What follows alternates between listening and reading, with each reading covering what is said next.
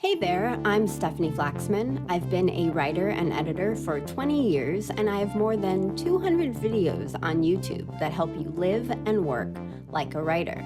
That is a lot of videos, so let me curate my best advice for you. You can sign up for free exclusive updates at stefanieflaxman.com. I'll send you my top tips for new writers, plus other advice that works best in email rather than audio or video. It would be my pleasure to meet you at your inbox as your new writer consultant. Ready to join the club? Go to stefanieflaxman.com to sign up for free. And remember, I spell Stefanie with an F, not a PH. The proper spelling is on your screen right now. That is stefanieflaxman.com. I'll see you there.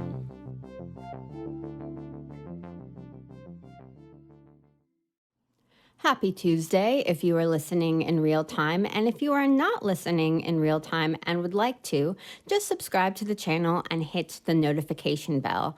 I publish new podcast episodes every weekday. And yesterday, I went on a rant, or a deep dive, if we are talking in more professional terms, about the fear of making mistakes and doubt.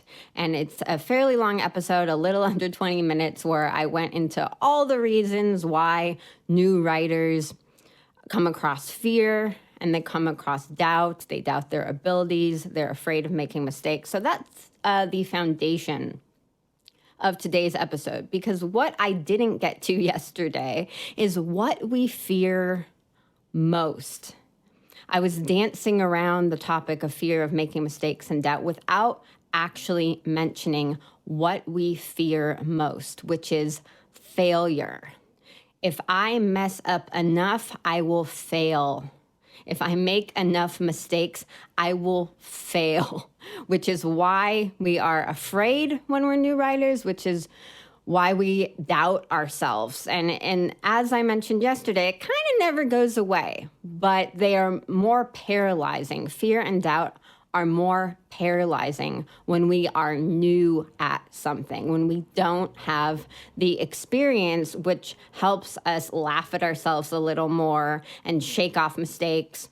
And we don't have the experience to just swiftly move on as much when we are new at something. In this case, what I talk about, what you're new at, is being a writer for the first time. So when failure comes up, I immediately think of a couple of issues. The first thing is that failure is way too vague of a term.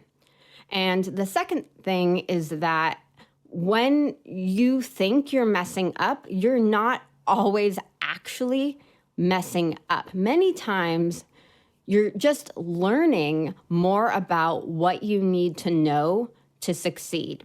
So both of these are worth repeating. Failure is way too vague of a term.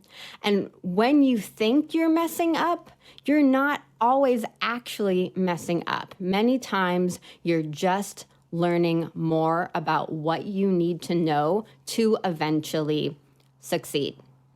So ultimately, we have to rethink failure and break it down into just the idea of things not working out the way we planned. And most things don't work out the way we planned.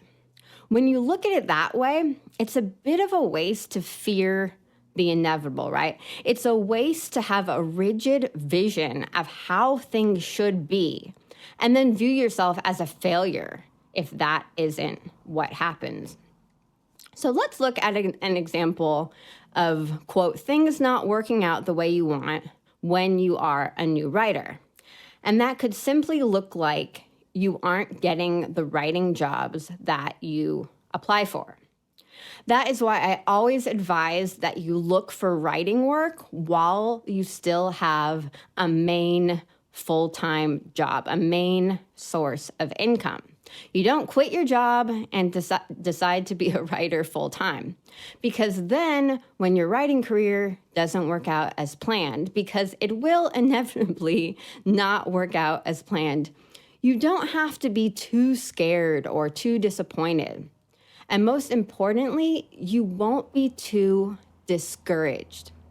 We have to reframe failure or things not working out or discouragement as opportunities to try new things, new ways of moving forward with your writing career. You have to pivot, which is one of my favorite words. You have to pivot and you have to have enthusiasm for trying something else. You have to put your creativity money where your mouth is and be inventive. That could be writing more impressive samples. It could be applying for more appropriate jobs for your skill set. Or it could be improving your website so that the perfect writing clients end up finding you. And most likely it's a combination of all those things and many more. Those are just some examples. Every successful writer is open to working in new and different and creative ways in order to reach their goals.